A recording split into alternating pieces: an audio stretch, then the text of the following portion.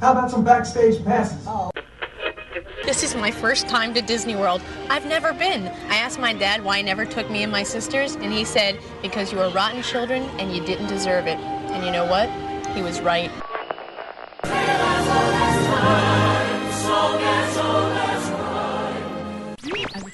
Donald, wake up! It's showtime! Eli Manning, you and the New York Giants just won the Super Bowl. What are you going to do next? Living the dream. I'm going to Disney World. WDW Radio, your information station. Welcome to the WDW Radio Show, your Walt Disney World information station. This is show number 53 for the week of February 10th, 2008. I'm your host, Lou Mangello, and I want to thank you for tuning in again this week as we celebrate the one-year anniversary of the WDW Radio Show. Although I've been podcasting since 2005, this past week marked the first anniversary of the show, and I want to take a moment to thank all of you for your support and for listening over the past year. It's been an incredible, amazing journey, and I believe that things will continue to only get bigger and better in 2008 and beyond. And in fact, I've got to tell you that I am more excited about this week's show than I may ever have been, in large part due to my very special guest. Joining me this week in an exclusive interview is Samantha Brown, host of a number of popular series on the Travel Channel, including a number of specials about Walt Disney World. She has explored some of the finest resorts on property, as well as the incredible experiences that guests can enjoy during one of the most magical of seasons. My conversation with Samantha will talk about her work on the Disney Parks and Resorts specials, including the most recent Holidays at Walt Disney World, and she reveals what's next for her and the Travel Channel as she continues to entertain us with her travels to and exploration of the Disney resorts. Being a longtime fan of her work, this interview was not only fun and exciting to do, but one that I think you're really going to enjoy. In this week's Walt Disney World news, we'll cover some of the latest news, including announcing the Star Wars weekends dates for 2008, and I reveal the new, live, interactive, and high-energy attraction that's coming to Disney's Hollywood studios. Let's just say that if you ever wanted to be a star and were looking for your big break, here's your chance. The Walt Disney World rumor mill this week has a number of big stories, including an Epcot pavilion possibly losing a sponsor, a rumored new attraction based on a Disney film that just might surprise you, and a very big, semi-confirmed rumor about not just demolition, but more importantly, new construction at one of Walt Disney World's resorts. This one could be big, so stay tuned. With the recent reopening of the attraction, I'll also have a full review of the updated Playhouse Disney Live on Stage show over at Disney's Hollywood Studios, courtesy of a listener. And speaking of new things coming to Walt Disney World, I'll also speak with another listener who gives a first-hand, detailed review of Disney's Magical Connection, the handheld device currently being tested in the Magic Kingdom. You can learn not only about what the device does and how it works, but hear from a guest just what they think of the device and the technology. And as part of the anniversary show, I'm going to announce the new project I've been working on and alluding to for some time now. It's going to be released very soon, and I wanted to give you the first glimpse at what I have planned. It's something I'm really excited about, and again, something I hope that you're going to enjoy. I'm not going to have any time for your emails this week because we have a packed show, but as always, stay tuned at the end of the show where I play a number of your voicemails. So sit back, relax, and enjoy this week's episode of the WDW Radio Show.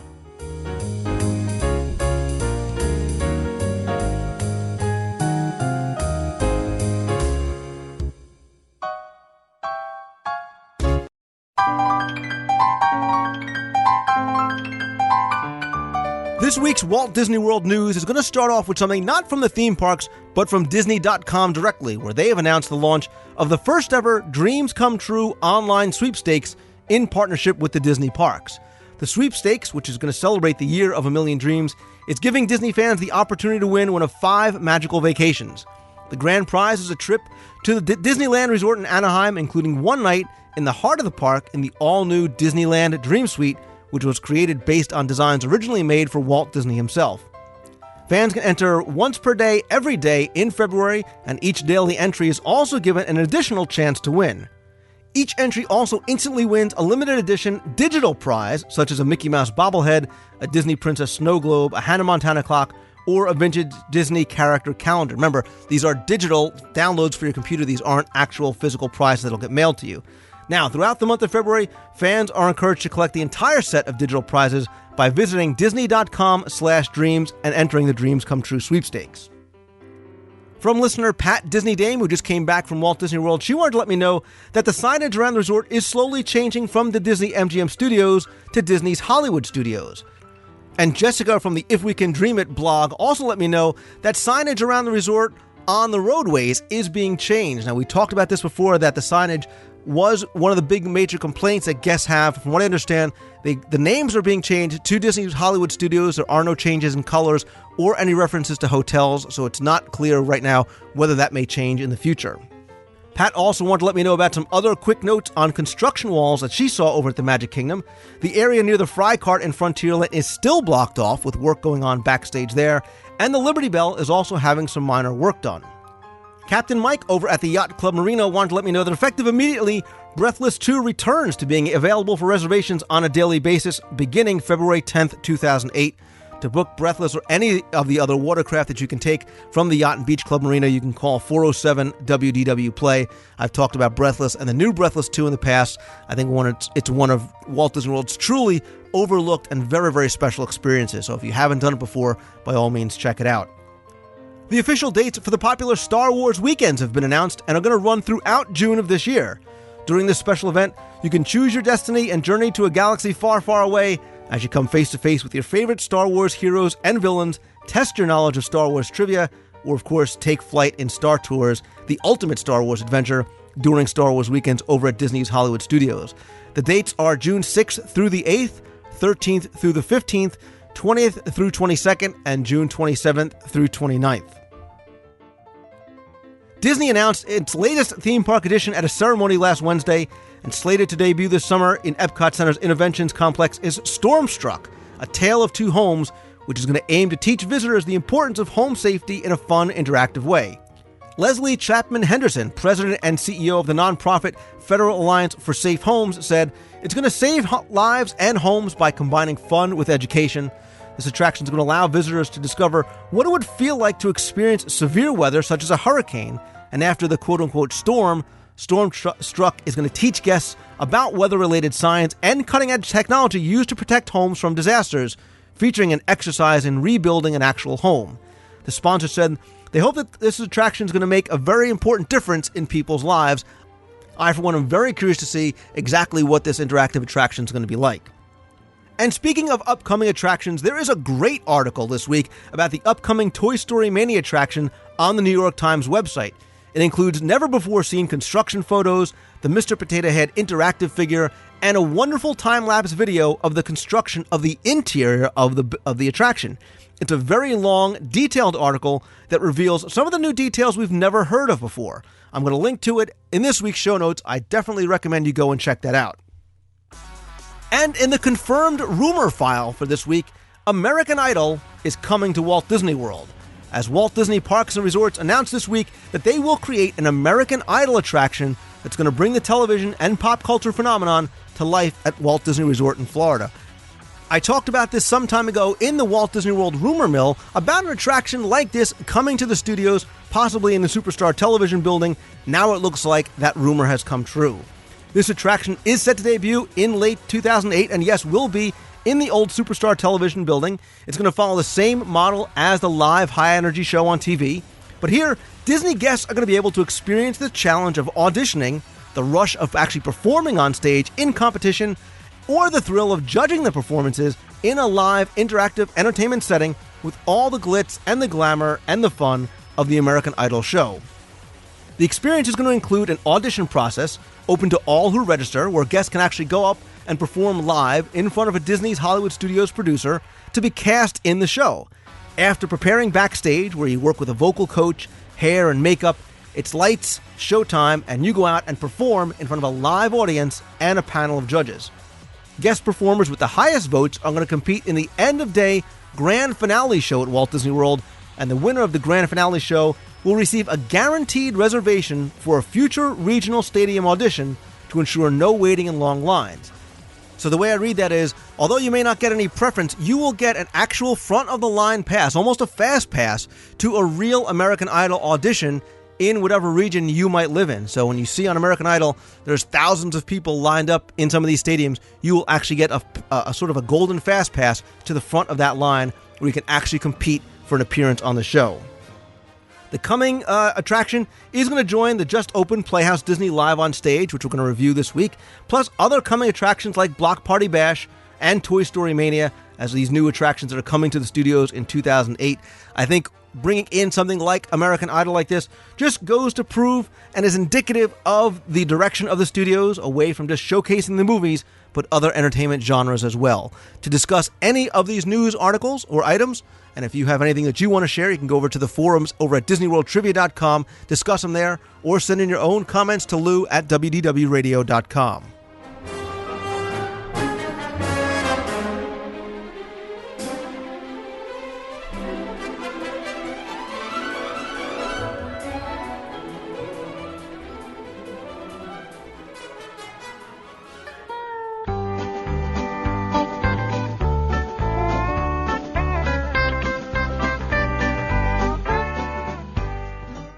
This week's visit to the Walt Disney World rumor mill is filled with lots of fun and very interesting items, and the first one is that according to a rumor that I heard from one of my sources, Nestle may be dropping its sponsorship of the Land Pavilion in Epcot's Future World. This pavilion was originally sponsored by Kraft before being taken over by Nestle in November of 1992, and it's unclear at this time, assuming that this rumor is true, whether Nestle will continue its sponsorship elsewhere in the parks, including the Plaza Ice Cream Store on Main Street, USA. Obviously, this is a rumor I will watch very, very closely and, of course, report anything else I hear as it comes out. Fans of the recent Super Bowl 42 saw not only my New York Giants win in amazing fashion in what was obviously the greatest Super Bowl ever, coupled with the most amazing play in sports history, forgive my little editorial comment there, but you also saw two notable commercials if you're a Disney fan. The first was MVP Eli Manning's I'm Going to Walt Disney World commercial, which I'll put in this week's show notes, but you may have also caught a glimpse of the new WALL-E commercial by Disney promoting the upcoming movie. The film, which has a robot as its title character, is going to be released on June 27th, 2008, and is being directed by Andrew Stanton, whose previous film Finding Nemo won the Academy Award for Best Animated Features. Now, according to another one of my sources, Disney Parks is eager to promote WALL-E upon its release, in keeping with their recent synergistic ties between films and the theme parks. My little bluebird told me that Disney is planning some sort of attraction to launch on day one of the movie's release, much the way Beauty and the Beast Live on Stage opened the same day as the theatrical release. Now, the only details I currently have is that it's film-based, and that filming was taking place at either Lake Havasu or Lake Mead right after the New Year. So while I wouldn't look for something on the same scale as an attraction like Soarin', it likely will be something more than just a simple parade or character greeting area. In Epcot's World Showcase over in Germany, listeners have reported to me that the miniature train town and railway is not only closed at the present time, but many of its set pieces and tracks have been removed. I called the pavilion and actually spoke with a cast member who advised that the village is going to be replaced, but she would or could not speculate on what was going to be replaced with, or if it was simply a replacement of the track and village buildings itself. Next, I have to report this as rumor because it was not confirmed by Disney, but based on the documents that I've seen, this is a done deal and something I think is very exciting. You've heard me talk about the old treehouse villas in the past in response to some emails as well as in the rumor mill, and I've also written a few articles about them for my DisneyWorldTrivia.com site. But I now have solid information that the treehouse villas will not only be taken down, but will be rebuilt for future use. The 60 units that make up the Treehouse Villas Resort area, which is located on Treehouse Lane, right off Disney Vacation Club Way between Saratoga Springs and Old Key West, it also kind of lies along the river between Port Orleans and downtown Disney, is going to be completely dismantled and removed, and also going to be replaced with new structures that are going to have a smaller footprint than the current buildings, thereby addressing some of those issues with the current floodplains and wetlands that we talked about in the past. Now, as far as what's going to be put there in its place, the area of the buildings at ground level are going to go from 340 square feet to just over 84 square feet, although the actual structures appear to be similar in size based on the blueprints that I've seen. No modifications are proposed for the roadway, pool, or clubhouse areas, and it's also unclear as to whether these are going to be hopefully available for guest use or continued use by cast members and college program cast. I'm going to put a link over to the South Florida Water Management District where you can actually take a look at some of the filings yourself. Obviously, we're going to look for an official announcement for Disney sometime in the near future. I will obviously stay on top of this rumor and try and find out as many details as I can as soon as possible and report on them here. Of course, if you hear any rumors that you want to talk about on the show, send them over to lou@wdwradio.com. You can also leave a voicemail at 206-202-4WDW and discuss any of these rumors over at the forums at DisneyWorldTrivia.com.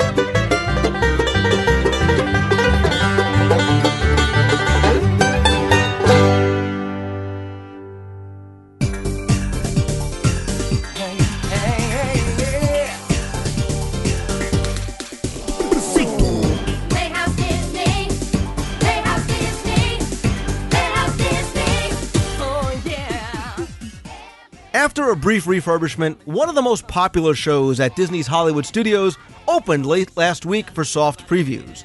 Now, you may never have seen it before, but if you have young children, chances are you've seen or soon will see the Playhouse Disney Live on Stage show. Since this went through some relatively major changes and is one of Disney's most popular properties, I thought we'd take a quick look at some of the changes and get a brief review of the show.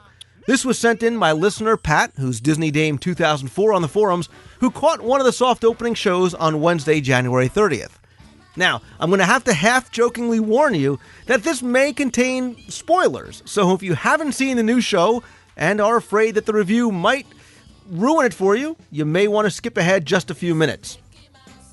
Pat's review starts off by looking at the theater itself, and she says the stage isn't really much different. There is still a large book that serves as the backdrop, and the seating is still on the floor. So if you are going there with your kids, you're going to have to either stand in the back or sit on the floor. There are no benches, there are no seats at all, although if you are in an ECV or wheelchair, you can bring that inside. Bear in the Big Blue House is gone, and instead Mickey and his friends from the very popular Mickey Mouse Clubhouse are the framing characters. The new human host or hostess is Casey, and in Pat's case, was a very happy, cheerful, perky blonde who played that role. Obviously, Casey can either be a boy or a girl, man or woman, using that same name, just as it was done in the past show. It was Jamie. Now, the show, she says, has the same structure as the old one. The opening characters have some problems, and the human host suggests that they might find the answers by looking at some stories. That's the setup, and lets them have some short segments with Handy Manny, the Little Einsteins, and my friends Tigger and Pooh. And of course, all the characters are puppets except our good friend Casey, of course. So, here's the actual show itself. The pre-show in the queue is hosted by the monkeys Ooh and Ah, who introduce some short song segments from Playhouse Disney, including the Doodle Bops, Imagination Movers, Bunnytown, and others, and they also encourage the kids that they'll be inside seeing the show and meeting their new best friend, Casey, very soon. Once you're inside, Casey comes out, sings the Playhouse Disney theme song, and asks the kids to shout out their names. She thinks she heard someone call out Mickey Mouse, and of course, Mickey magically appears. He invites everybody into the clubhouse, which appears with the magic words, and if you have kids, you know this by heart, Miska, Muska, Mickey Mouse. Cue the Mickey Mouse Club theme song, and now the rest of Mickey's gang appears during the roll call. The story goes that it's Minnie's birthday, and Mickey and the gang want to throw her a surprise party. Donald is assigned to writing her a birthday song, Daisy has to hang the happy birthday banner, and Goofy has to bake the cake. The friends, of course, express a little bit of doubt of actually being able to do their jobs, and Casey suggests that they might find the answers by reading some of the stories. They call for Toodles and his Mouse-Catools, which are, of course, items that'll play into the stories to come ahead. The first story is with Handy Manny, who's trying to fix a bubble machine for Donald's song. As in any good Disney story, things go horribly awry, but thanks to the help of the audience, everything ends up working out in the end. The kids get sprayed with bubbles from the ceiling, and of course Donald realizes a very important lesson before moving on to the second story, which is the Little Einstein, in a story called The Great Sky Race, where Rocket is in a race against the Big Jet, and the team needs to help Rocket fly super fast. Of course, everybody in the audience is invited to help cheer Rocket on, make him fly faster, and a lesson learned is that Goofy realizes he can actually bake a cake if he has the good friends to help cheer him on, of course. The third story is My Friends Tigger and Pooh. In this story, Roo's kite is stuck in a tree, and everybody has to work together in order to get it down. Now the banner's hung, the cake is made, Minnie returns in time for everybody to yell surprise. Donald and the gang sing the birthday song, and confetti streamers are launched from the ceiling. So that's basically the show in a nutshell. Pat felt that the puppets were very, very good representations of the cartoon characters, although she didn't feel the little Einsteins really translated to fabric quite as well for the others, although the ones from Handy Manny she felt were exceptional. Obviously, the storyline is a little tough for some grown-ups to swallow, but that's not really the point. It's about the lessons learned for the kids based on what the stories tell them. Of course, the show is packed with all the kids' favorite songs from the different TV shows, so that she felt all the kids of many different ages really got into it, getting up, singing and dancing along. Even some of those kids who seemed to be a little hot and tired and cranky at the beginning really got a lot out of it and really seemed to enjoy it. So the only concern that she had was that the puppets, especially the little Einsteins, were short. So someone who may be sitting very close to the stage, who might be my height, might not be able to see the action that's further back on stage. What she did do, though, was mention it to one of the many cast members and Imagineers that were there in the room watching the performance. They did say they would look into the sight lines and they appreciated the feedback, so that's something that maybe they'll be able to fix in the future. So Pat did attach a few photos from the show to her email. What I'll do is I'll post those up in the show notes for this week. Remember, the show runs about 20 minutes long. What you need to do is when you get to Disney's Hollywood Studios, go by the guest information board at the Hollywood Junction for show times, or pick up a times guide so you can see exactly when the show runs throughout the day. If you have young kids, I think they'll really enjoy this show. And along those same lines, if they're big fans of the Playhouse Disney characters, I get this question all the time, where can maybe people meet some of the characters other than just Playhouse Disney and some of the meet and greets? Don't forget, over at Hollywood and Vine, they now have Play and Dine with the Little Einsteins, where you can see Leo and June and some of the other characters. I've taken my kids to this. It's one of the best character meals, especially if they're into the Playhouse Disney characters. Do that in conjunction with Playhouse Disney Live on stage. Your kids will be golden for the rest of the day. So I want to thank Pat very much for sending in this review. Like I said, I'll put some photos up in the show notes this week, and for more information, you can, of course, visit the official DisneyWorld.com website. It's the Mickey Mouse Clubhouse.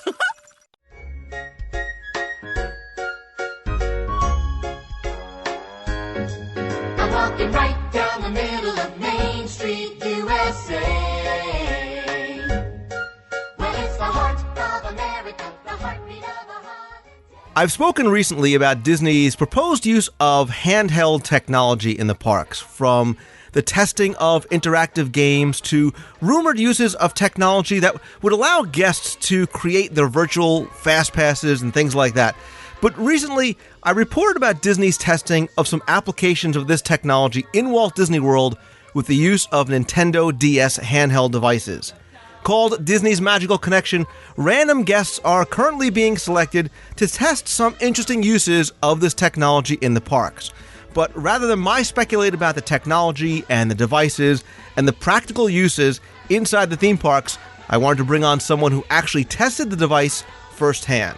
I will call her Minnie to preserve her anonymity at her request and welcome her to the show. Minnie, welcome to the WDW radio show. Thank you very much, Lou. It's great to have you here, and I appreciate you contacting me and telling me about your being selected to use the device. Let's start off there, maybe. How were you actually selected? How were you approached to start testing this out? Well, we actually approached the cast member. We walked through the turnstiles, and I'd read online that they were going to be testing this potentially, and so I was kind of on the lookout as we walked through the gate to see if there was anything unusual in the area, because I wanted to be selected. I thought it'd be fun to test it, to see what it could really do. And there were, 8 or 10 maybe cast members kind of standing around with clipboards. You could tell they were sort of scanning. I guess they were looking for a certain kind of family, I don't know. And said good morning to a couple of them. They kind of said good morning, and that was about it. And so I finally walked up to one and said, excuse me, are you taking volunteers for whatever you're doing? And she said, absolutely. And so kind of self-selected myself and our family. And this was obviously in the Magic Kingdom, correct? Yes, Magic Kingdom. Okay. So they say, yes, we're accepting volunteers, and then what do they do then? What do they give you as far as a device, and what kind of instructions did they give you? Well, after we said, she said that she was taking volunteers, she confirmed that we were not cast members, and then gave us a little kind of a sheet to read that sort of had bullet points on it, had a little picture of the DS device, talked about how we would need to put a credit card down for a deposit so that if the device wasn't returned, that they could charge us $299. And were we okay with that? And we said that was no problem. We would return it. And she had a sign, walked us into Town Square Exposition Hall, and they had a little table set up where we signed an agreement with our credit card number on it. They didn't imprint the card. They just had us write the number on the form. And then at the end of the day, they actually gave us back that form. So they didn't even keep record, of our credit card number. They just said, here, you can shred this or scrapbook it or whatever you want, which I thought was really nice. And then we had to sign a form that said, that we were going to have access to a Disney trade secret and that it was not for, general public consumption, and which is sort of why I asked to not have my name used. And then we were given the device with a couple instructions because we'd never used a DS before in our family, and was very easy to pick up, and we were sort of sent on our way. Now, did they actually show you how to use the device, or did they give you, I've seen copies of the instructions, and we'll kind of talk about those a little bit, but did they also give you a little bit of sort of training on it first? They did. They spent, the gentleman spent probably 10 minutes with us, going through each of the options on what the DS can do, the different things that I'm sure we'll talk about here in a minute, as well as in answering any questions, making sure that we felt comfortable kind of going off with this, knowing that we had never used one before. I'm sure probably for families that had used them before, they probably did less instruction, but for our family, we weren't familiar with it. So they spent probably 10 minutes with us. It was very, very thorough. I mean, we felt fully equipped. We didn't really need to look at the instruction sheet after that. Now, did you have any children with you, or? No, just 2 adults. Okay. All right, so tell us now, you walk away and you have the device in your hands and you turn it on. Tell me what you see and how do you actually start using it in the parks? Well, it's automatically on, and the cast member who told us how to use it actually pointed out where the on-off switch was and said, don't turn it off, and had showed the casing. The DS itself unit is actually sort of encased in this sort of foamy stuff, and I don't know if that's to protect whatever cartridge was in it or to keep us from turning it off partly. And then attached to that was also sort of a strap you could wear around your neck, so it was easy to kind of keep track of throughout the day, and that helped keep us from turning it off too. And so as soon as you open it up, you flip it up, on the touch screen part, which is the lower part of the DS, it has sort of an interactive map, shows you your current location with a little red circle, so the DS is a little smart device that knows right where you are in the park. And then on the top of it was sort of the overview of the map of the whole park, so you could kind of see where you were in relation to the rest of the park. So if you use some of the functionality to say, I'm on Main Street, but I want to go to Peter Pan's Flight, and then on the top map it would kind of do a little dotted line to show you the best route to get there. So the top part of the DS has sort of an overall view of the entire park, and the bottom half has a much more zoomed in view of where exactly you are in relation to that big map. Okay. Yes, that's it exactly. And you could obviously touch on the bottom part of the screen to sort of move around, and it would give you directions as where to go. What other kind of things would it point out to you as you use the bottom screen? The bottom screen had 5 options, sort of positioned at the top of the screen, the bottom of the screen, the left and the right, and then in the upper left corner there was sort of the information option. And so depending what you wanted to do would be which option you'd pick. And you could do I think it was a little star, let you choose from different rides in the park, and then the little Mickey head was characters, so you could see what characters are meeting and greeting, and what times, not so much location, we had some issues with that, but at least see what times, in theory, some characters were greeting. The top one was your wish list, so as you went through the rides and attractions, you could check mark, yes, these are the ones I want to do today, and it would put all that into a wish list for you, which then later on would suggest the best order in which to do these things, which the cast member told us that the order was based on really your location, not so much wait times or the most efficient use, but really just what was closest to you, and we found that had some bugs in it too. And then the other option was games to play, games and trivia, as you're kind of just waiting in line at the park. So it had several different options and things to do. Okay, so let's kind of take each of these four main sections one at a time. The first one that you made reference to was the wish list, and according to the instructions, it says all of your Magic Kingdom park offerings, Disney characters, and shows will appear here. There was a number of icons on the side. You can add additional names to your party there, and it will make recommendations on what to visit next based on your wish list. So what would you do? You'd basically go through the map, and as you saw an attraction, you could click an icon and add it to this wish list, and it would kind of keep this running tally of attractions that you wanted to go see?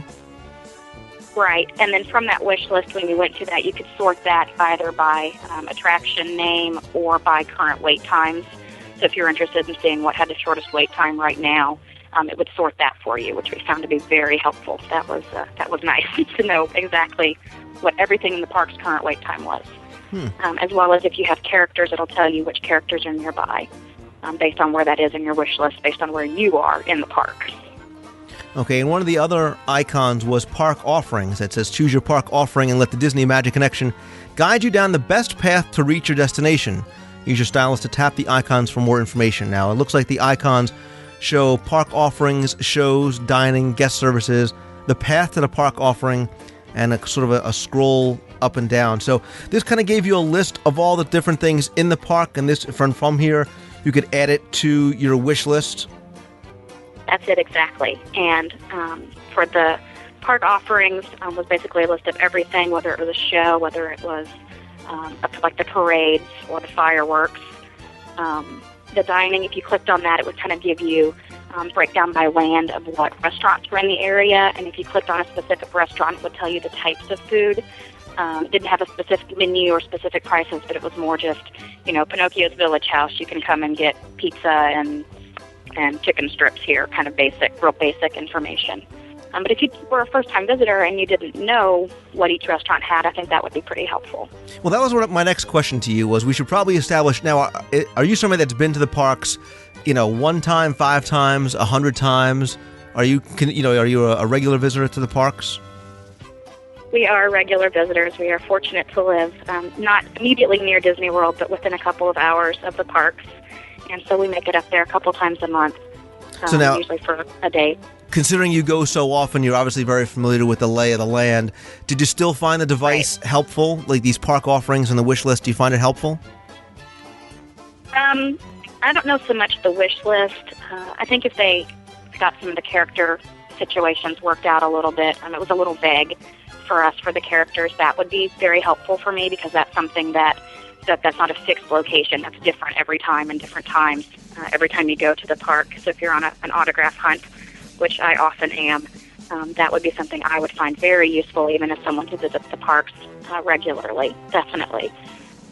And then knowing the wait times is something you can't get no matter how often you go to the park. So that was extremely helpful. We missed it the next time that we went to the park, actually not having that current wait time or the current fast pass time, both of which when you're on the ride screen and you click a specific ride, it will tell you the current wait time is 20 minutes, fast pass return time is between 6 p.m. and 6:15 p.m., which is great. Or if it's out of fast passes, and it would tell you no fast passes available.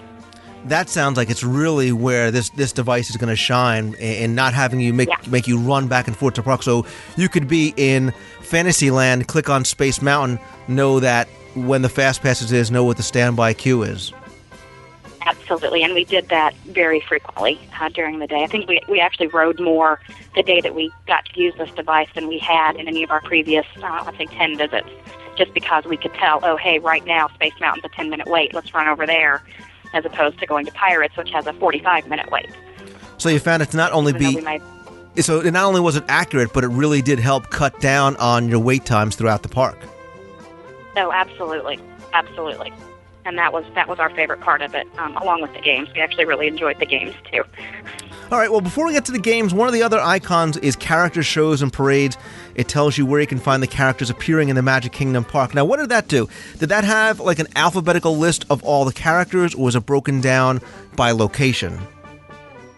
It was an alphabetical list of characters appearing in the park that day, and then you could click on a character, so say Minnie Mouse, and it would tell you Minnie is appearing between 10 a.m. and 6 p.m., but it wouldn't tell you where she was appearing. And so if it was during that time, you could click the little icon. It looked like a little guy who was hiking, and so you could click him, and it would take you back to that main map. Where on the top of the screen, then a little dotted line would appear from your current location to the current location of that character. What we found, though, is that if we followed the little dotted line and went to there was no character. And so we'd go back to the character screen and click it, and it would show, oh, the character's moved over to this area. So we'd walk over there, and there's still no character. And so I think they've got some bugs to work out in terms of the characters. Okay. And finally... It'd be a neat feature if we get it working. I'm sure, especially if you're looking for a specific character, you no longer have to go to ask a cast member or sort of guess on a map where you can find him or her. But the final... And knowing, too, what times that character is appearing. There were some in the list that literally were out. I mean, the window was like an hour during the day. It would say, I don't even remember which character it was, but there was a character, I think one of the stepsisters from Cinderella was listed, and it said, she was reading from 9 to 10 a.m., didn't know where, but you knew she was going to be out at some point during the day. And so I thought that was nice, too. So you're basically using the device not only to help plan the rest of your day, but you're also using it for, immediate gratification, which is, okay, where do we go right now? What's the best ride to hit right now based on the wait times? Absolutely. And we really found using the wish list in terms of accuracy was a little hit or miss to try to plan the day. We were coming off of Big Thunder Mountain and looked at the wish list and said, okay, where does it tell us to go next? And it said Pirates had a 5-minute wait, and Mickey's Stolhar Magic had a 5-minute wait. And it was telling us, go to Mickey's Stolhar Magic next, even though Pirates is clearly much closer kind of to where you are coming off of Big Thunder. So maybe being an experienced veteran of the parks, I was kind of like, well, I'd rather go to Pirates first and say it's closer and they both have the same wait time. Gotcha. And finally, there's the games and trivia icon that has, I guess, icons that pop up based on where you are in the parks. Is that how it works? Based on, if you're in the Space Mountain queue, you'll have access to Space Mountain, or are these games available the whole time? When we were first given the DS, the only game that was available was a game called Fantasyland Trivia, which has trivia questions based on the age that you put in when you first started. So you could put child, teen, or adult when we were first given the device. And so the adult questions some of them were actually pretty tricky. We had a lot of fun with that, my husband and I. And then the other games, there's a Jungle Cruise, Space Mountain, Big Thunder Mountain, and Winnie the Pooh would unlock when you went into the queue line for waiting for that ride. Or actually, we found that if you were somewhat in the vicinity of the ride, it would unlock. You didn't have to be in the ride itself. And then once the game is unlocked, it was available for the rest of the day. It didn't lock again once you left the queue, which made it nice to be able to play later on. And tell us about some of the games, the Jungle Cruise game, the Space Mountain game. Are they action games? Are they question and answer type games? Well, the trivia game is a question and answer game, but we played it with 2 people. You can set the number of players, I guess between 1 and 4. We always just played it with 2. And so it would say, Mickey asked Minnie a question, and then it would give the question with 4 answers. And typically my husband wouldn't give me the option of the 4 answers, so we kind of made it a little bit harder for each other when we were playing the game. The Jungle Cruise game is definitely a 2-player game. You're not even really given an option. You turn the DS device kind of sideways, and so one of you plays using the arrows on one side of the machine and using the bottom screen, and the other person plays using the like A, B, C, D keys, and then the top screen. So you're actually racing boats against each other through the jungle, but each of you has a different view, the top screen and the bottom screen, so that you can kind of see where your boat is and ram the other guy into the whirlpool or the emerging hippo so that you can try to beat the person. We actually had a lot of fun competing with that. We just sat down and got some Dole Whips and played that game for about an hour because we were having fun competing against each other. That was actually my next question. Did you find that you were playing the games to pass the time in the queue, or were you actually sitting either during a meal or while taking a break and playing the games? Both. The Big Thunder ride, the game we actually played in the queue. It was about a 20-minute queue. So the Big Thunder game is sort of hard to explain, but it can go on for a very long time as you're passing the DS back and forth. and we played that both in the queue, and then we would, the nice thing is you can just shut the DS and get on the ride, and when you get off and open the DS, it'll pick right back up where you left off, so it doesn't end the game. So I thought that was kind of nice, and then we would sit and finish the game when we got off the queue. We found ourselves playing while we were eating lunch, and then again, kind of at the end of the day, we had just unlocked the Jungle Cruise game and sat and played that for about an hour, just kind of end the day that way. It was a lot of fun, and it's a good way to kill the time, definitely. And we had a lot of people around us kind of watching us going, wow, that's kind of neat. Where'd you get that? So I think, if this eventually rolls out in the park as a rental or something that you can purchase, it'll be pretty popular, just based on the feedback we were getting from people around us watching us play with it. Right. And you had it with you the whole day, the whole time you were in the park? We did. And what about the battery? We got it. The battery lasted, no problem? We got it, we probably got it right after we got in the gate, so probably 9:30 in the morning, and we turned it in, I guess, about 4:30. A little red light had come on the DS, but it was still functioning fine, so I don't know, because I'm not familiar with the DS, I don't know if that meant that it was a low battery, so it may have been running out of battery, but it functioned all the way through the time that we used it, and we used it pretty extensively, so I would think for a normal use, it's going to last, if not all day, most of the day. And other than that, the small little glitches with the times of the characters, things like that, it seemed to work, pretty well right out of the box, even in the testing phase. Oh, absolutely. We were actually trying to, find errors on it. We had run into someone who was doing a survey as we were coming off Carousel of Progress, and she had asked us how we liked the DS and said, if you find any errors, we want to know about them. Do whatever you need to do to really test this for us, because we really want to know how we can improve it. So we were, kind of purposely, we'd walk by a ride and go, okay, check the wait time. Is it accurate? And it was accurate pretty much every time. Watch, okay, let's see if we can tell it to go from point A to point B. Is it giving us the right path to get there? Is it really telling us where the closest restrooms are? And pretty much every time it worked. There was one time we tried to get from point A to point B, and it tried to take us right through the middle of a show that was going on, then they had the route blocked off, which was kind of funny. But really, other than that, just little things, little tweaks that they need to make. It really worked very well. We were very, very pleased. And even as regulars would very much consider purchasing a DS to be able to use something like this. All right, well, you're leading me to where I was going to go to kind of wrap this up with, which is, one, who do you think the device is made for? Is it made for the frequent visitor? Is it made for the first-time visitor? And you obviously love the device. What do you think that you would pay to either buy the cartridge or to rent the device in the parks? What's that, sort of cutoff figure for you to buy or rent it? Well, I think it's probably aimed at both the first-time visitor with the wish list and trying to make recommendations of where to go, kind of how to get there, as well as someone who's been there, 100 times, given that you can see those wait times and the fast pass times. So it's kind of something for everybody, depending on how you want to use it. For me personally, because I do visit so often, to purchase, I would definitely go out and purchase a DS at whatever their going rate is currently. And I'd be willing to pay, probably whatever a current cartridge would go for. I don't know that I'd be willing to pay too much more than that. And I don't know how much those go, maybe $50. I don't really honestly know how much DS cartridges go for. To rent it, I don't know that we would use it every time, just because we are there so much, and that could get expensive very quickly. But I think if we were there with friends or family who weren't there as often and we wanted to really maximize the experience, we would probably be willing to pay $20 or $30 to rent the unit for the day. Wow. So but, I wouldn't do it every weekend. Right. But you were that impressed that you would spend, upwards of almost $30 to rent it for the day, which I'm not saying is good or bad. I think that speaks volume for how impressed you were with the device. Having those current wait times and the fast pass times for us was really the jewel of the device. And that's something that you really can't pay for, you can't get currently in any way, shape, or form.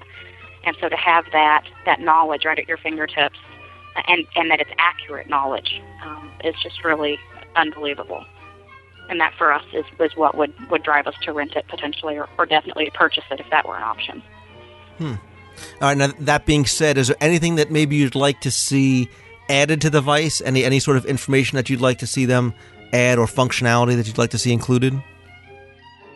Well, I think, what my husband and I were talking about as we were playing with the device that day was it would be great if we, clicked on Space Mountain and saw that FastPass was returning time between, 6 and 6:15. If there was a way to be able to say, okay, get a FastPass, even though we weren't there, get a virtual FastPass somehow. I think that would be a natural extension of what it can do currently. Where we're on the other side of the park, but we can say get a FastPass, and maybe somehow they can tie it into where we can't get another one. It somehow knows who we are, and we couldn't put our tickets in to get another one, so to cheat the system, as it were. You can only still have one FastPass at a time, whether it's a paper FastPass or a virtual FastPass. I don't know how they do it, but I think that would be a really neat extension, again, to really save time as you're trying to go through to maximize the amount of rides or experiences you're able to get in a day. Okay. So that would be great. Wishful thinking, possibly, but that would be great. But overall, it sounds like you were very, very impressed with the device. It sounds like it has pretty much all the functionality that they hoped it would have. It sounds like it's easy to use, whether it be for adults or for kids. And it really runs the broad demographic as to who it's aimed for. The impression that I'm getting is you think that this is definitely a home run were they to roll this out. Absolutely.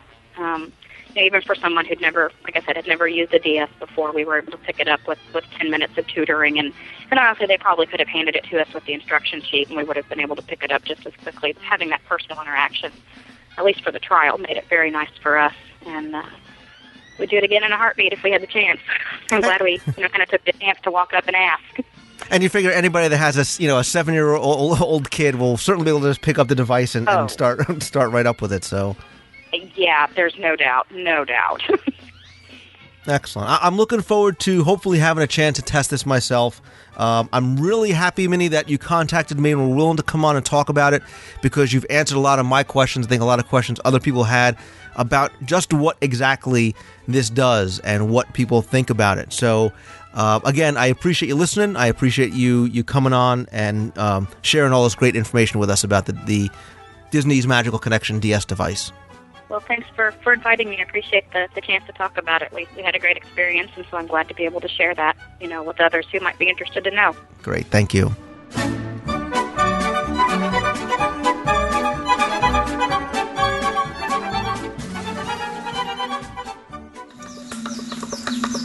Feeling in the mood for something a bit on the wild side?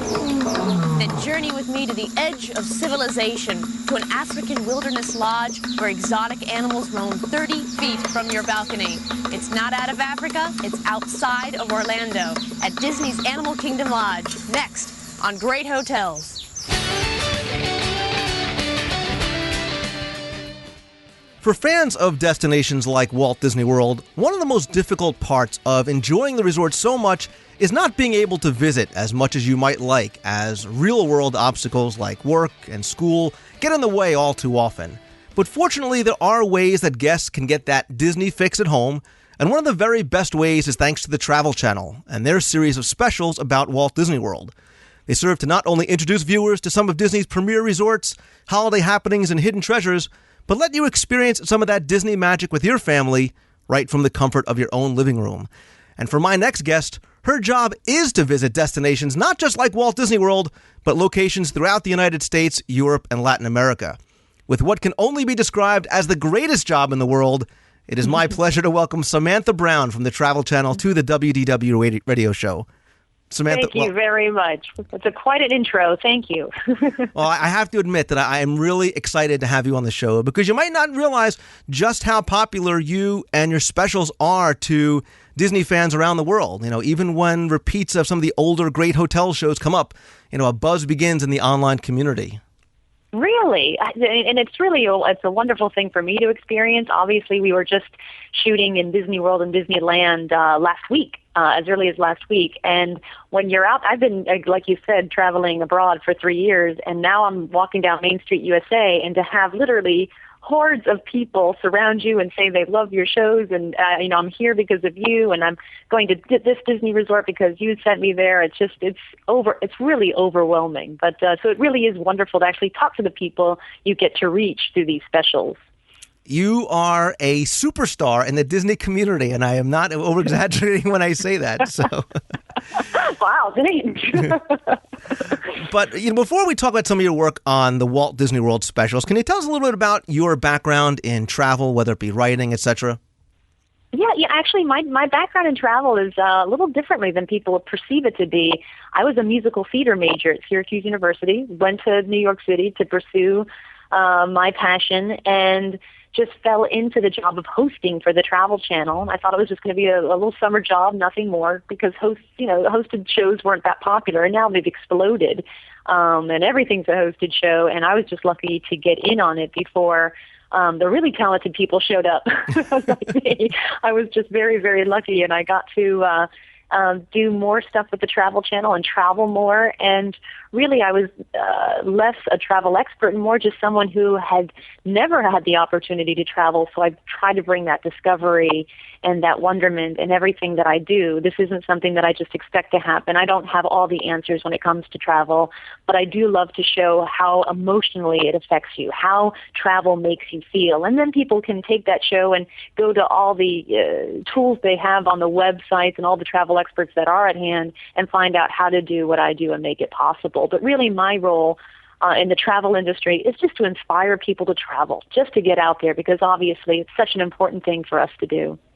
Absolutely. And what you do on your specials, and we'll talk about in a little bit, really serves to do that in so many different ways. But tell us about your first Walt Disney World special that you did for the Travel Channel. What show was that? I believe it was way back when for Great Hotels. And I think the very first hotel we did was the Grand Floridian. And that was actually the very first time I had ever been to Walt Disney World. As I said in the show, my father said we didn't deserve to go to Disney World as kids because we were rotten. so we never went. So my first time going there was when I was about 32. Now, I have gone to Disneyland. I went to Disneyland when I was 10, and that was a magical experience. And I got a chance to do that just this past January, to go back. And we really have such nostalgia for everything they give. And one thing that I always say, what's magical about Disney World, the experience, is that every square inch of it is incredible. It's not just about going to the rides and the attractions and the shows.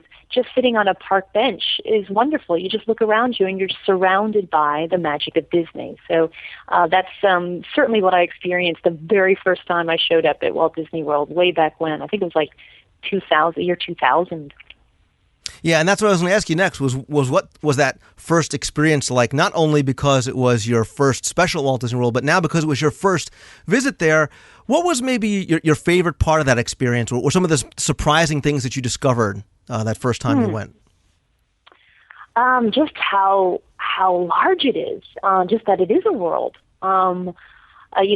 To go in that infrastructure and see the buses, and then go by past the theme park after theme park, and all the opportunities you have to have this incredible time. And then there's downtown Disney, and I just never realized it. I mean, you hear of Walt Disney World, but I think when you show up, you just realize how overwhelmingly wonderful it is. And I always say it's overwhelming in a good sense, because I think most people I get a lot of people calling me, my friends of friends saying, listen, we're planning our first trip to Disney. My gosh, where do we start? I said, because they're so overwhelmed. I said, it is an overwhelming experience, but it doesn't have to be, because simply there's so much to do. There's too much to do. And in my experience traveling, when there's too much to do, that's, it's impossible to do it all, then you shouldn't think you have to do it all, and just stick to what you really want to do. Sit the family down and say, hey, what are your expectations? What attractions do you absolutely have to go on? What character do you absolutely have to see?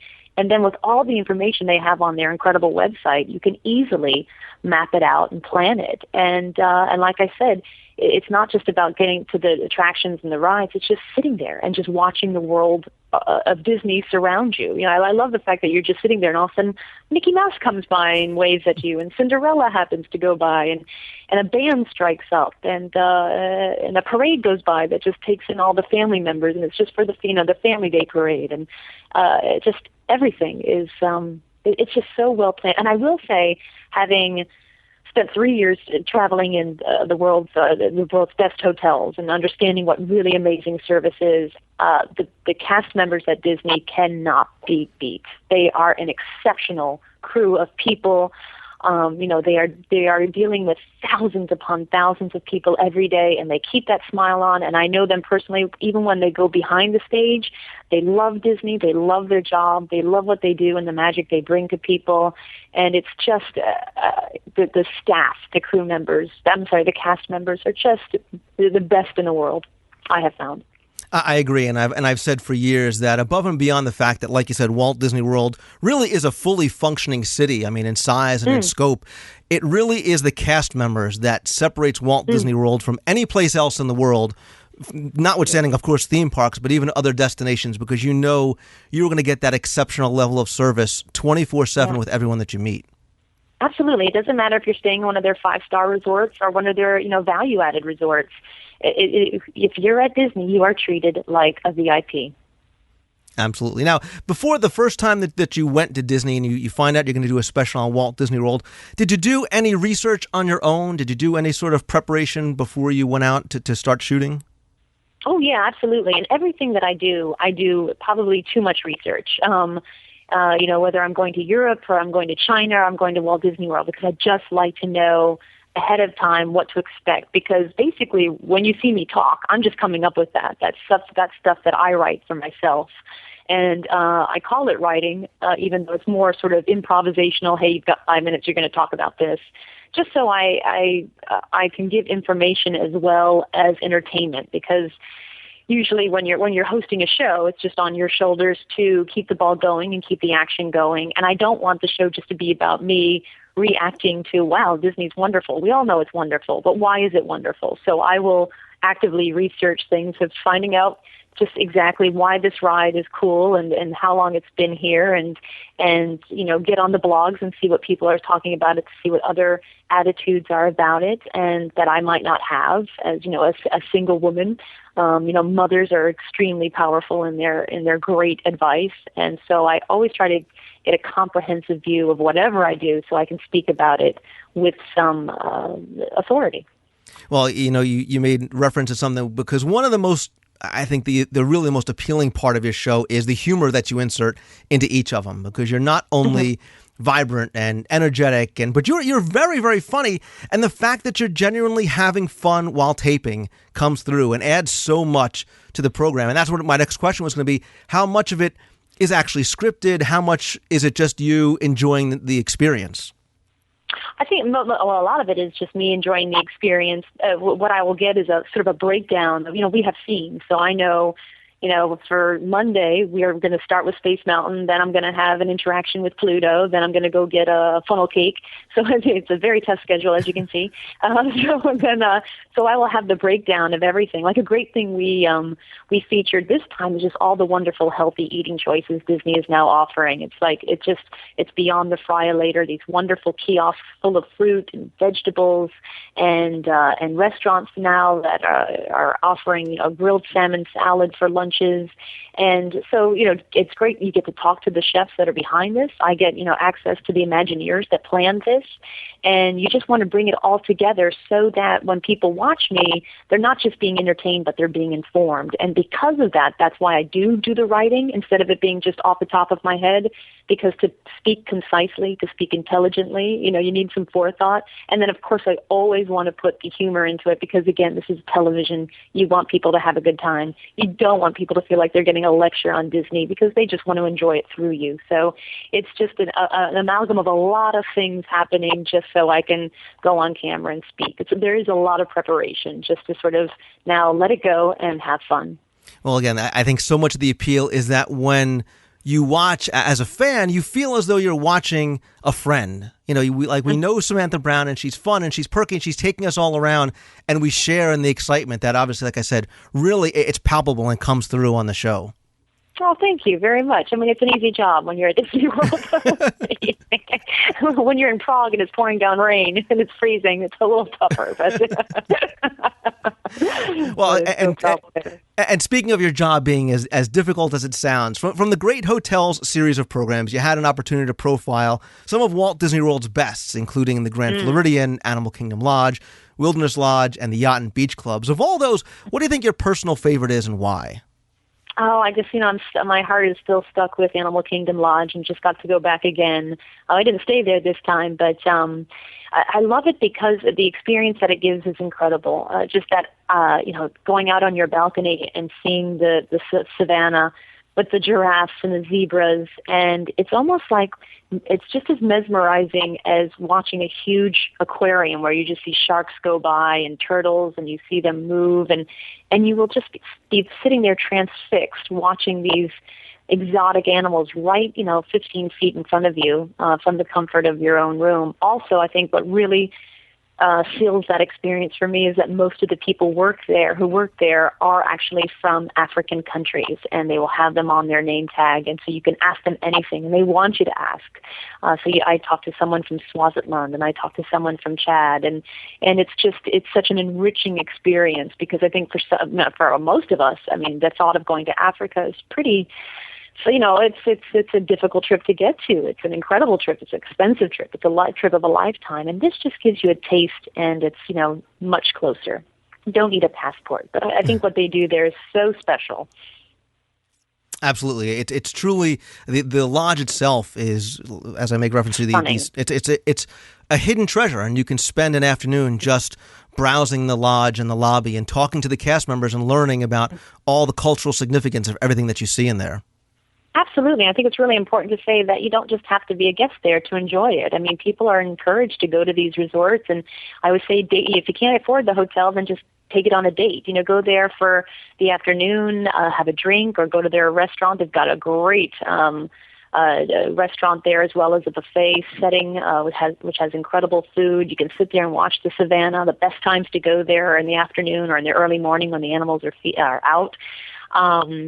And so anyone can really enjoy it. It's not just for their guests. Absolutely. Now, in addition to the Great Hotel series, most recently the Travel Channel aired Disney Holiday Magic with Samantha Brown. Now, this is your second special about the holidays at Walt Disney World, right? The first was Walt Disney World Holidays, hosted by, of course, Samantha Brown. Yeah, our second one, right. Now, having visited Walt Disney World during the holiday season and done the two specials, how do you feel it compares to going during other times of the year?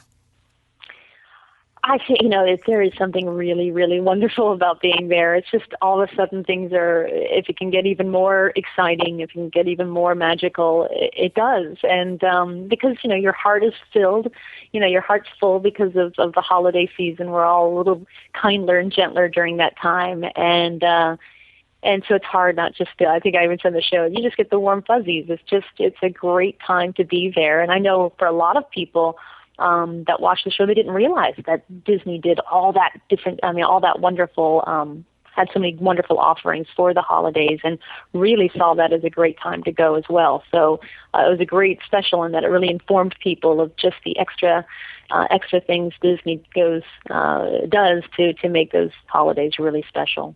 Yeah, I think it's a completely different experience than if you go during other times of the years, because of all the added things that Disney kind of puts on top and really pluses the experience for everybody. And now during these shows and including the holiday special, you've had a chance to meet some of the exceptional people that help create this Disney magic, like Imagineers such as Joe Rohde, and you get to ride his attraction, Expedition Everest Rhythm. Tell us about those experiences. When I met him, I'm like, oh my gosh, you are a rock star. I mean, the people that are like, you got to ride with Joe Rohde, and he is this, when we do those segments, people should know we can't do them when the park is open. So we've arrived at 5:36 a.m.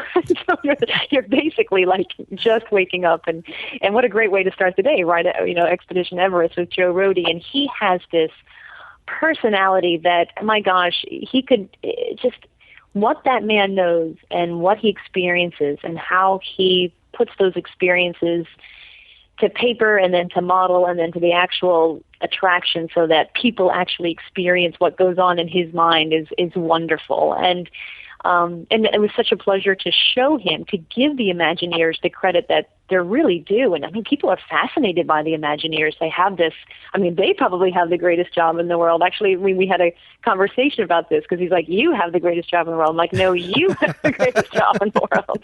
So, but he's just a fascinating man, and, obviously has done a lot for Walt Disney World, because I believe he's the mind behind Animal Kingdom itself, and it's a beautiful park, exceptionally beautiful park. I agree. I mean, his creative energy and what he brings to the company, what he's brought to us for the guest experience is really something special. I think kind of carries on that legacy that Walt Disney started so many years ago. But, as we're talking here, you sound like really that you're a fan as well as, this is just another destination to go to. If so, what's your favorite part of Walt Disney World? We know about your favorite resort. What about attractions and maybe restaurants? I love, I think Soarin' is amazing. It's like a ride you want to live in.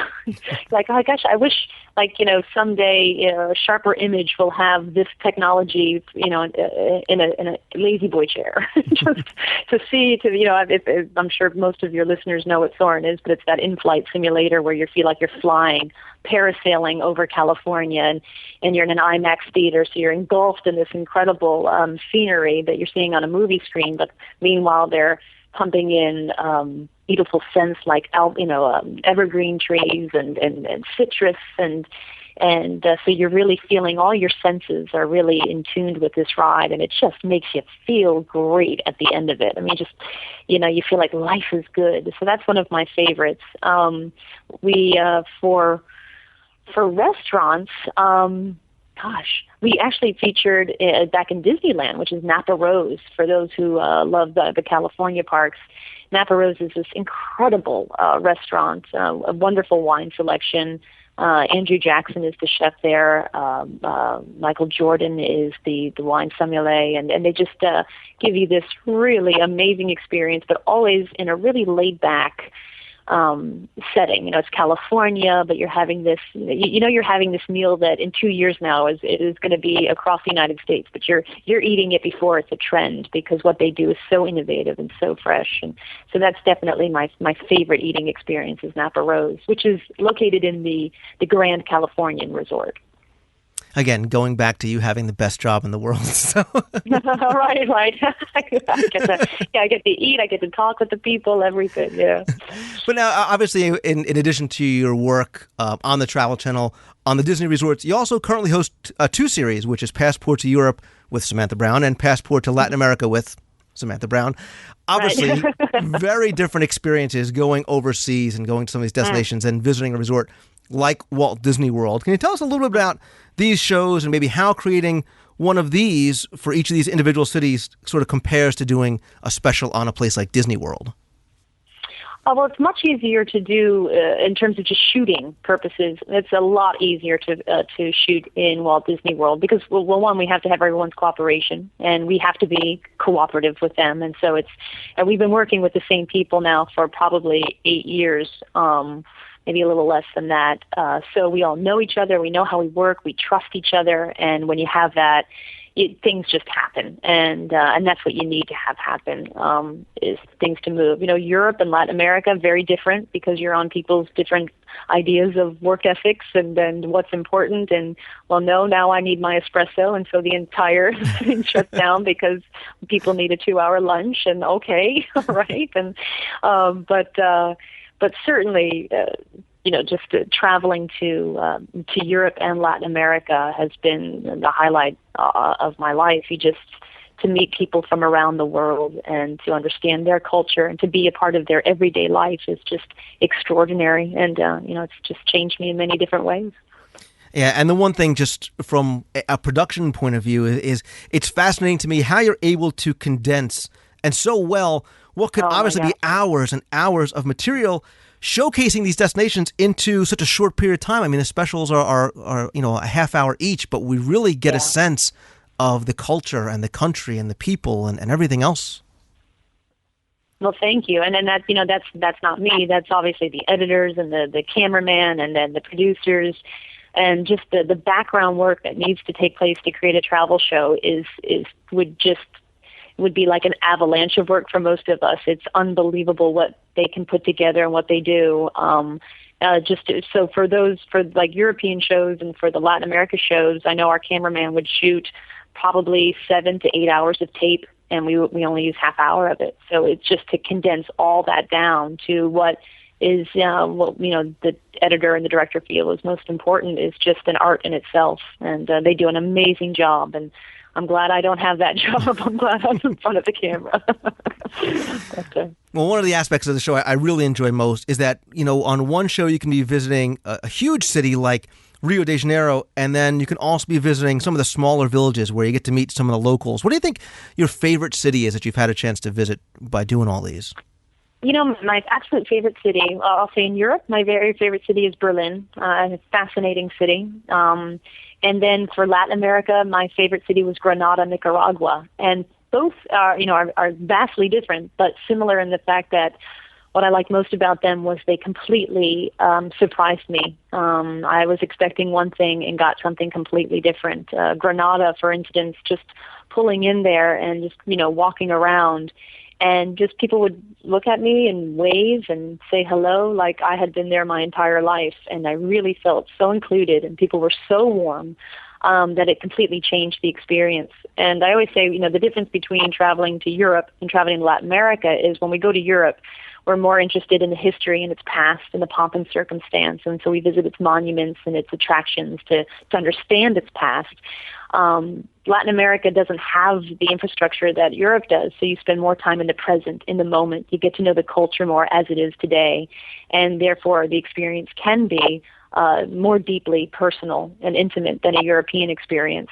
And I'm talking about your first time going. Obviously, I've been to Europe many times, and every time I go back, it becomes more personal, it becomes more familiar.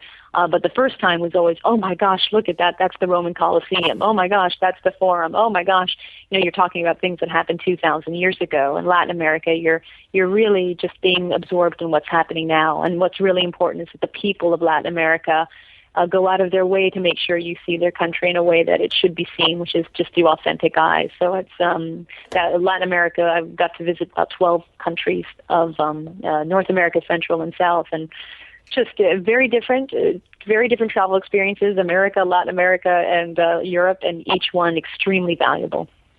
I can only imagine what you've been able to experience. But in addition to, obviously, we talked about some of the Walt Disney World hotels you visited and being some of the best on property. There's countless other ones, obviously, that you've been able to visit, from high-end resorts to some of the smaller boutique hotels. Which stands out maybe as your personal favorite worldwide? Worldwide, okay. It's interesting. I get this question all the time. It never gets easy. You like them. I will say for my honeymoon, I went back to a great hotel that we did, so that makes it pretty important and pretty special to me. And then we went back to a place called Sunset Key Guest Cottages. That's actually a little island right off of Key West.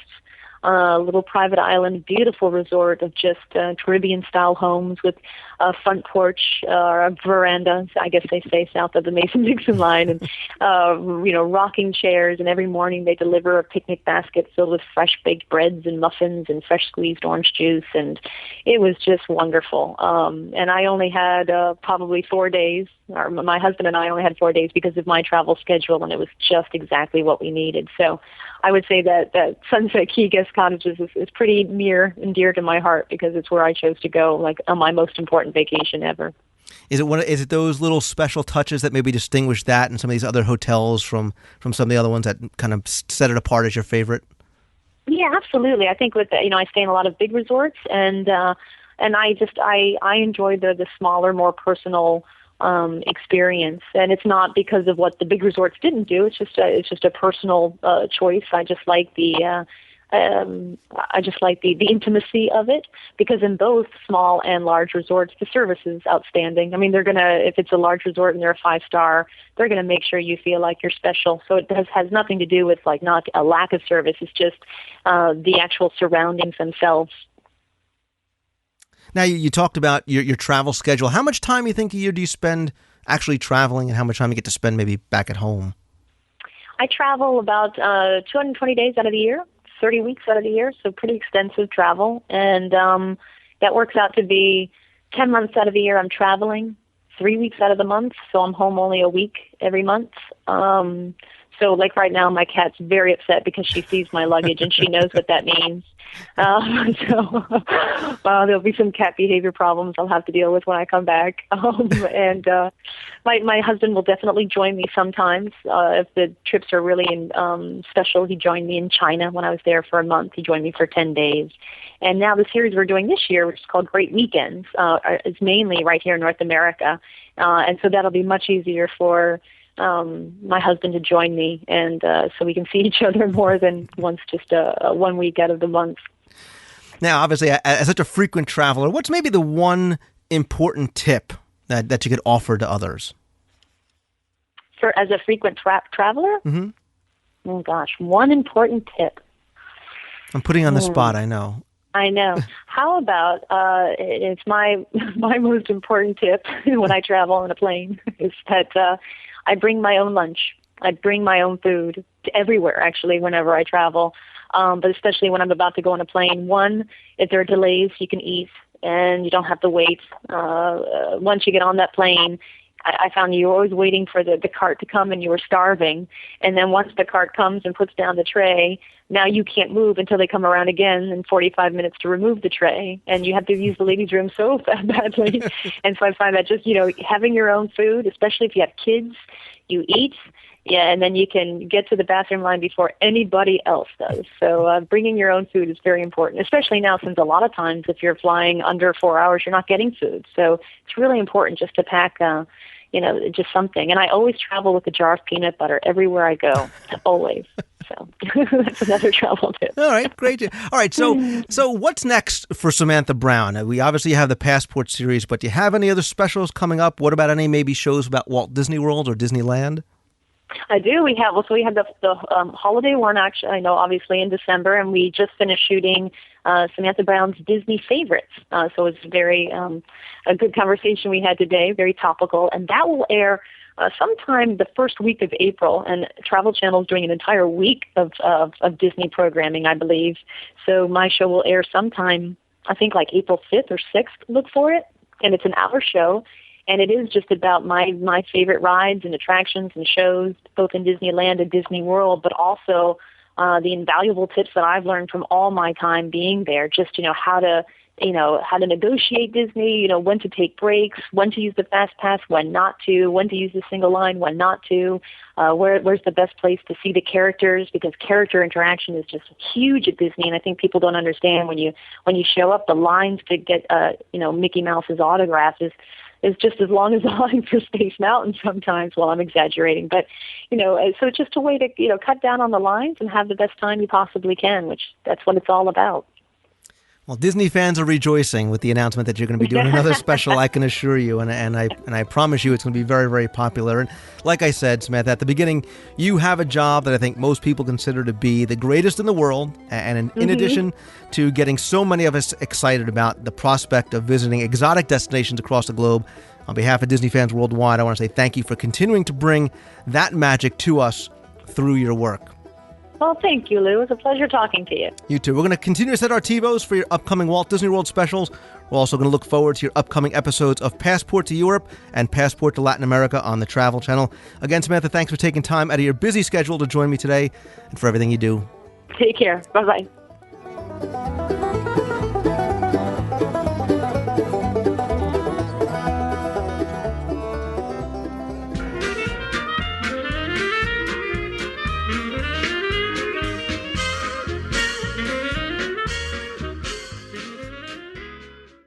Over the past few months, I've been alluding to another Walt Disney World related project that I've been working on, as many of you have been emailing me and asking me what's next. Well, in addition to the next CD in my audio guide to Walt Disney World series, which I can tell you now is going to be Adventureland, I've also been working for some time now on a new project that I wanted to announce on this week's show. Much like how the trivia books were born partially out of my own desire as a fan to have something like that, I've always been looking for a way to get a bit of the Disney magic when I'm home or at work each and every day. So that's where the idea for the next project came to be, and that is a 2009 page-a-day calendar, which is going to be filled with Walt Disney World secrets, fun facts, and fascinating history, along with quizzes, puzzles, and games. It's going to be not only a way to help Disney fans learn something new, but it's also going to be fun for any trivia lover who also enjoys Disney, and is a great way to count down the days till that next trip to Walt Disney World. You can keep it on your desk or on your wall, at home or at work, for that little daily bit of Disney magic. The calendar is going to be available at DisneyWorldTrivia.com, as well as in bookstores and online retailers like Amazon.com, and should be released in the next couple of months. Of course, I'll let you know when it's going to be available for sale or pre-order from DisneyWorldTrivia.com as soon as I get a definite date from my publisher. I'm going to put an image of the box cover as well as a sample page over at WDWRadio.com in this week's show notes for you to check out. This project was a long time in the making, but it's something I'm really excited about, and I hope you are as well.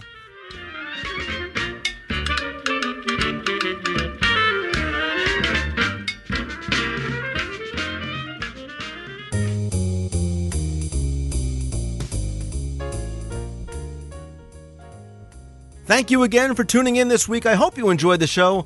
I want to say thanks to all of you again for tuning in each and every week over the past year and even earlier.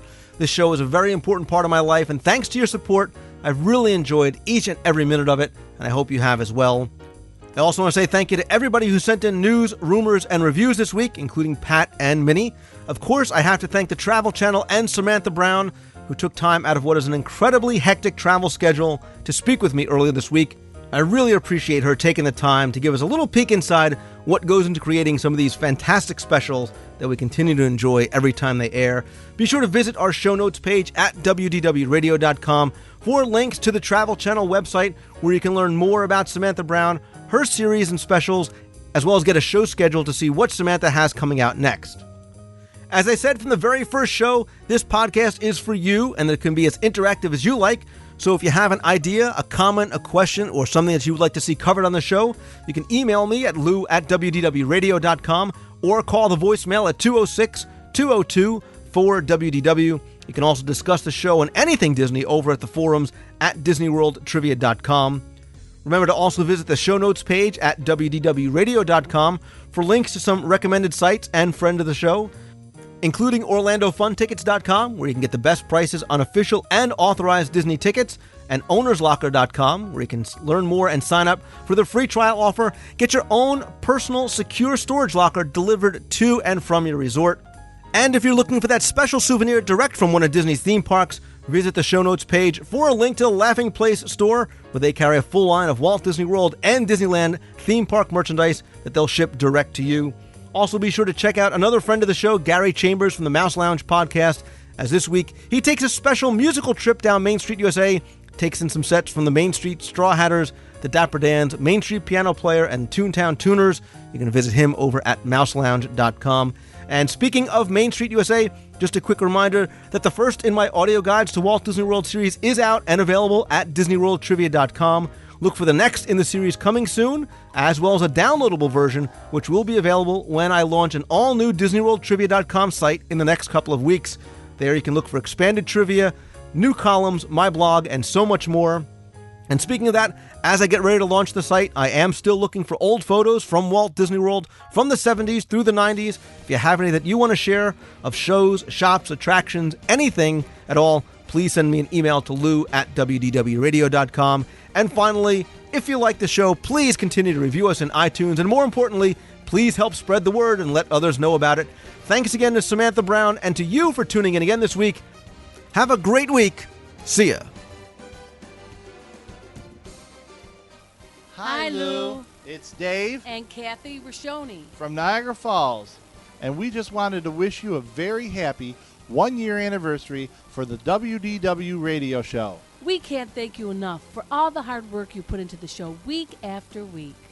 Thanks for all the great information, interviews, and other segments like the DSI segments with Jeff Pepper. Hey, Kath, did you know that Jeff does logos? Really? Yes, I hear he's quite good. Anyways, here's looking forward to another year of award-winning shows. Thanks again, Lou. Happy anniversary. A happy anniversary to you. To who? To Lou. Oh, Lou. A happy anniversary to Lou. Yes, Lou. It's been a year of radio shows. We had to say, way to go. Happy anniversary to Lou.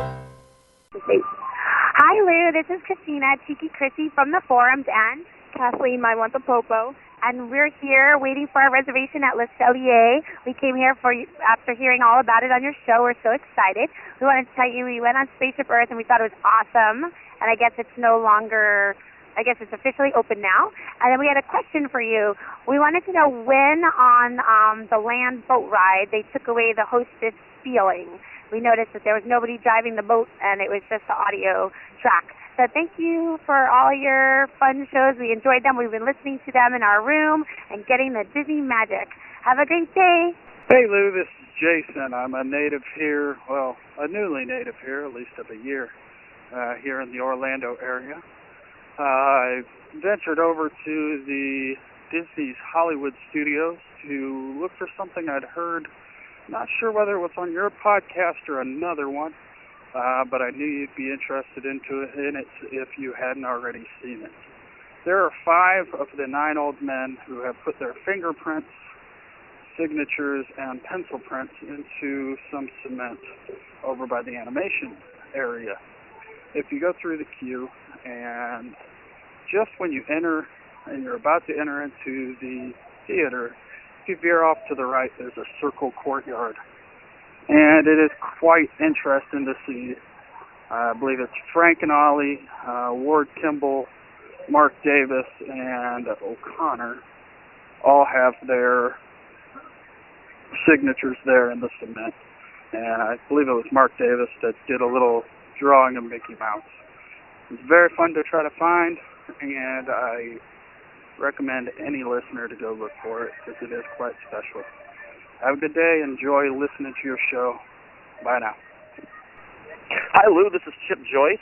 I was calling to confirm a question that you and Jeff Pepper and a listener posed on your recent show regarding a character of Ludwig von Drake, if he's ever been seen in the parks. And I've been home sick from work this week and was feeling sort of missing Disney.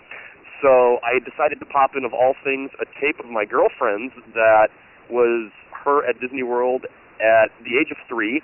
This tape is circa summer 1986, and the footage was of the Mickey Street Party Parade in the Magic Kingdom, and I could not believe that on the back of one of the floats I saw Scrooge McDuck, and the backside of who had to be Ludwig von Drake. Couldn't have been any other character, and unfortunately the tape cut out before I got a front view, but I can at least say that yes, Ludwig von Drake has at least at some point been a character in the parks. So, hope you guys enjoy this tidbit. I always enjoy listening, and will continue to do so. Thanks a lot. Bye-bye.